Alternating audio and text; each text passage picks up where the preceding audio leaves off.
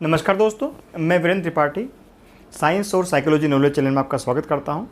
मैं आज आपको क्लास 10 का सेकंड चैप्टर का भाग 3 पढ़ाऊंगा। भाग 3 में आज हमारा टॉपिक है रक्त परिसंचरण तंत्र। ये वास्तव में कंपटीशन के हिसाब से बहुत महत्वपूर्ण टॉपिक है। इससे कई सारे छोटे छोटे प्रश्न पूछे जाते हैं जो आपको आगे भी बहुत सहायता करेंगे। ठीक है, सबसे पहले बात करते हैं रक्त की। रक्त क्या है? रक्त एक तरल संयोजी उत्तक है। उत्तक है लेकिन तरल प्रकार का है, इसलिए तरल संयोजी उत्तक है। और इसकी pH 7.4 होती है, इसलिए हल्का क्षारीय होता है। ठीक है, निर्माण कहाँ होता है? वयस्क में इसका निर्माण होता है लाल अस्थि मज्जा में, और शिशुओं में इसका निर्माण होता है प्लीहा या तिल्ली में होता है। ठीक है, रक्त के दो भाग हैं, प्लाज्मा और रक्त कोशिकाएं या रक्त कणिकाएं। प्लाज्मा जो होता है हल्के पीले रंग का तरल होता है और कुल रुधिर का 55% भाग बनाता है। इस 55% भाग में क्या क्या है? 92% तो जल होता है, 8% जो होता है वो कार्बनिक और अकार्बनिक पदार्थ होते हैं। बात करते हैं रक्त कणिकाओं की। रक्त कणिकाएं कुल रुधिर का 45% भाग बनाती हैं और ये पुनः 3 प्रकार की होती है: लाल रक्त कणिकाएं, श्वेत रक्त कणिकाएं और बिंबाणु। लाल रक्त कणिकाओं इंग्लिश में रेड ब्लड कॉर्पसेस कहते हैं, इसलिए इसको आरबीसी भी कहते हैं। और जो लाल रक्त कणिकाएं हैं वो कुल रुधिर कणिकाओं का 99% भाग बनाती है और शेष 1% में डब्ल्यूबीसी और बिंबाणु होते हैं। ठीक है, और ये लाल रक्त कणिकाओं की जो संख्या की बात करें वो पुरुष में होती है 50 से 45 लाख प्रति घन मिलीमीटर और स्त्री में होती है 45 से 47 लाख प्रति घन मिलीमीटर। ये एवरेज एक प्रकार का, इससे ऊपर नीचे हो सकता है लेकिन ये एवरेज ये है। ठीक है, इसका निर्माण होता है लाल अस्थि मज्जा में और इसका रंग होता है आरबीसी का लाल रंग होता है। वो हीमोग्लोबिन के कारण होता है।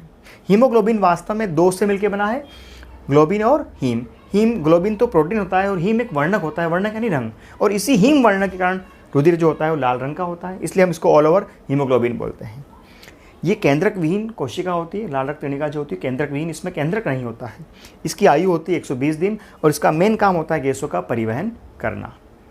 सेकंड बात करते हैं श्वेत रक्त कणिकाएं, इसको इंग्लिश में कहते हैं डब्ल्यूबीसी, वाइट ब्लड कॉर्पसेस कहते हैं। और इसकी संख्या जो होती है वो 7000 प्रति घन मिलीमीटर होती है। ये लाल, इसका निर्माण होता है लाल अस्थि मज्जा में और ये रंगहीन होती है और ये केंद्रक युक्त होती है, इसमें केंद्रक होता है और इसका जीवन काल होता है 4 से 5 दिन और इसका मेन काम होता है प्रतिरक्षा करना। थर्ड बात करते हैं बिंबाणु या प्लेटलेट्स की। इसकी संख्या होती है 3 लाख प्रति घन मिलीमीटर और इसका निर्माण होता है लाल अस्थि मज्जा में। यानी तीनों ही प्रकार की कणिकाओं का निर्माण का होता है लाल अस्थि मज्जा में। ये रंगहीन होती है और ये केंद्रक विहीन होती है। तो बिंबाणु और लाल रक्त कणिकाएं जो होती है वो केंद्रक विहीन होती है, जबकि श्वेत रक्त कणिकाएं केंद्रक युक्त होती है। इस बिंबाणु का जीवन काल होता है 7 से 8 दिन और इसका मेन काम क्या है? रक्त का थक्का जमाने में सहायता करना। जब हमारे लग जाती है ना, जो रक्त का थक्का जमता है वो इसी के कारण जमता है।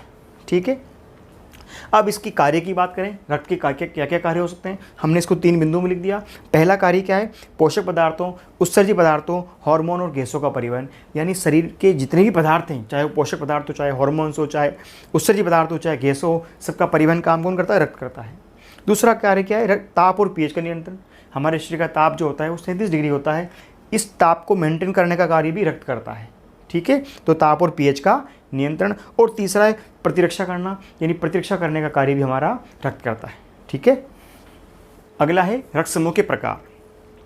ये रक्त समूह के प्रकार कैसे बनाए गए? तो आरबीसी की सतह पर पाए जाने वाले प्रतिजन के आधार पर रक्त समूह बनाए गए। दो समूह बनाए गए, एबीओ समूह और आरएच समूह। जो ये एबीओ समूह है वो प्रतिजन ए और बी की उपस्थिति अथवा अनुपस्थिति के आधार पर बनाया गया है। जो एबीओ समूह है वो पुनः 4 भागों में बांटा गया है। एबीओ समूह को ए, बी, एबी और ओ समूह। ये कैपिटल ए समूह, ए प्रकार का रक्त समूह है। इसमें कैपिटल ए तो प्रतिजन होता है और स्मॉल ए प्रतिरक्षी होता है। इसी प्रकार के इसमें कैपिटल बी जो है वो प्रतिजन है और स्मॉल बी वो प्रतिरक्षी है। जो ए बी समूह है उसमें ए बी प्रतिजन होता है और प्रतिरक्षी कोई नहीं होता है, इसलिए ये सर्वग्राही सभी से रक्त ले सकता है। और जो ओ समूह है प्रकार का, उसमें कोई प्रतिजन नहीं होता है लेकिन ए बी प्रतिरक्षी होता है, इसलिए ये सर्वदाता सभी को दे सकता है। ये तो हमने एबीओ समूह पढ़ा। इसी प्रकार से आरएच समूह देखिए। आरएच समूह जो है आरबीसी की सतह पर पाया जाने वाला एक अन्य प्रकार का कारक है जिसको हम आरएच कारक या आरएच एंटीजन कहते हैं। इसकी खोज जो है लैंड स्टीनर और वीनर नामक वैज्ञानिक ने की थी और रीसस नामक बंदर में की थी, क्योंकि रीसस में आरएच आ रहा है इसलिए इसको आरएच नाम दिया गया। ये आरएच जो समूह है इसको पुनः 2 भागों में बांटा गया, आरएच पॉजिटिव और आरएच नेगेटिव। और 85% व्यक्तियों में आरएच पॉजिटिव ही पाया जाता है। अब हमारे यहाँ एक शब्द बार बार आ रहा था, प्रतिजन और प्रतिरक्षी। तो प्रतिजन क्या होता है? प्रतिजन वो बाह्य पदार्थ होता है जो प्रतिरक्षी उत्पादन को प्रेरित करता है। मैंने यहाँ लिखा भी है, प्रतिरक्षी उत्पादन को प्रेरित करने वाला बाह्य पदार्थ। प्रतिजन क्या है? प्रतिरक्षी उत्पादन को प्रेरित करने वाला बाह्य पदार्थ। जो हमारे शरीर में बाहरी पदार्थ होता है वो उसके विपरीत हमारे शरीर में एंटीबॉडी बनते हैं, उसे हम प्रतिजन कहते हैं। अब प्रतिरक्षी क्या होता है? जो प्रतिजन हमने डाला है, बाह्य पदार्थ जो है, उसकी उपस्थिति की अनुक्रिया में, उसके विपरीत क्या बनता है? शरीर में प्रतिरक्षा तंत्र द्वारा संश्लेषित जो अणु बनते हैं उसे हम क्या कहते हैं? प्रतिरक्षी कहते हैं। ठीक है। अब रुधिर जो बहता है वो वाहिकाओं में बहता है। तो 3 प्रकार की वाहिकाएं होती है, धमनी, शिरा और केशिकाएं। जो धमनी होती है उसकी दीवारें मोटी होती है, क्योंकि धमनी जो है रक्त को हृदय से पूरे शरीर में लेके जाती है, तो वहाँ दाब अधिक होता है, इसलिए उसकी दीवारें मोटी होती है। रुधिर रक्तदाब उसमें अधिक होता है और उसके धमनी के अंदर शुद्ध रुधिर का प्रवाह होता है। तो इसमें 3 बिंदु मुख्य हैं कि दीवारें मोटी होती है, रक्तदाब अधिक होता है और शुद्ध रुधिर का प्रवाह होता है। इसका अपवाद है फुफ्फुस धमनी, जिसमें अशुद्ध रुधिर का प्रवाह होता है। बहुत अच्छा प्रश्न है कि ऐसी कौन सी धमनी है? धमनी में वैसे तो शुद्ध रुधिर बहता है, लेकिन ऐसी धमनी बताइए जिसमें अशुद्ध रुधिर का प्रवाह होता है, तो क्या हो जाएगा? फुफ्फुस धमनी। बात करते हैं शिरा की, तो इसकी दीवारें पतली होती है। क्यों? क्योंकि ये रक्त को वापस पुनः शरीर की ओर, हृदय की ओर लेके आती है, शरीर से हृदय की ओर लेके आती है। इसकी दीवारें पतली होती है। इसमें रक्तदाब क्या होता है? कम होता है। पुनः जो हृदय से तो दाब अधिक होता है, लेकिन आता है तो दाब कम होता है और इसके अंदर अशुद्ध रुधिर का प्रवाह होता है। लेकिन यहाँ भी एक अच्छा प्रश्न है कि इसका अपवाद बताइए जिसमें शुद्ध रुधिर बहता हो, तो फुफ्फुस शिरा जो है उसमें शुद्ध रुधिर का प्रवाह होता है। ठीक है। केशिकाएं जैसे नाम भी है, केशिका पतली नलिका, तो पतली एवं संकीर्ण नलिका होती है और ये धमनियों को शिराओं से जोड़ने का कार्य करती है। जो लास्ट में जो उत्तक जो होते हैं, जहाँ से लास्ट शिरा और धमनी जुड़ती है, वहाँ पर ये केशिकाएं होती है, पतली पतली नलिकाएं होती है। अब है रक्तदाब मापी। रक्तदाब किससे मापा जाता है? तो मापा जाता है स्फाइग्मोमैनोमीटर से रक्तदाब को मापा जाता है। इसका प्रकुंचन दाब जो है, मतलब जो जाने वाला दाब जो है वो तो होता है 120 mmHg पारे के दाब के बराबर, और अनुशीतलन दाब जो वापस रक्त हमारे हृदय की ओर आता है वो होता है 80 mmHg पारे के दाब के बराबर। अगर इससे अधिक हो, 120 से अधिक हो तो हाई ब्लड प्रेशर और 80 से नीचे हो तो लो ब्लड प्रेशर होता है। अगला है लसिका।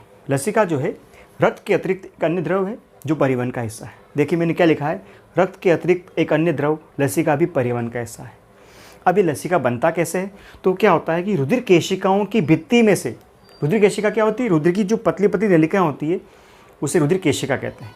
तो रुधिर केशिकाओं की भित्ति में से रुधिर का तरल भाग छनकर आता है। जो रुधिर का तरल भाग जो छनकर आता है उस तल को तो कहते हैं अंतरालित तरल कहते हैं।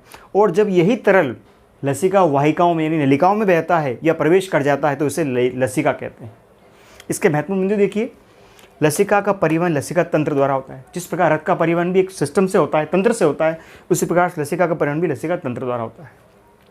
इसका संगठन जो होता है प्लाज्मा के समान होता है और ये तंत्र कैसा है? खुले प्रकार का है। खुले प्रकार का कैसे है?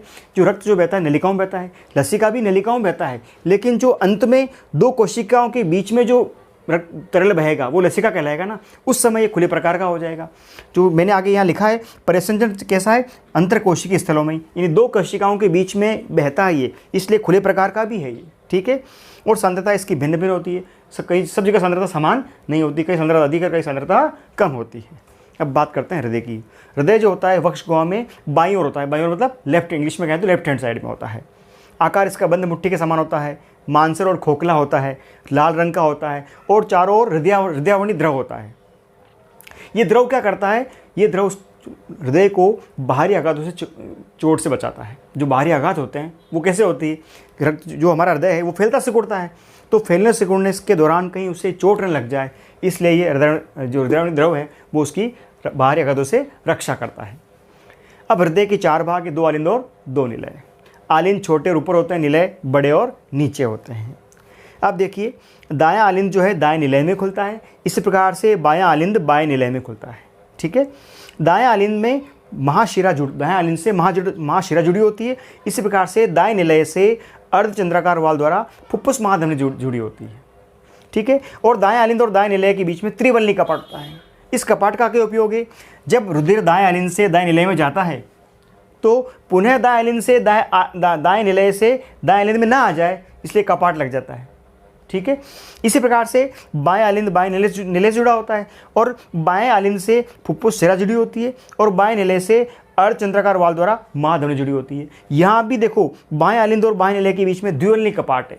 ये कपाट भी वही कार्य करता है जो त्रिवल्नी कपाट करता है कि जब रुधिर बाएं अलिंद से बाएं निलय में जाता है तो वापस पुनः बाएं निलय से बाएं अलिंद में न चला जाए, इसलिए कपाट लग जाता है ताकि रुधिर वापस निलय से अलिंद में न जा सके।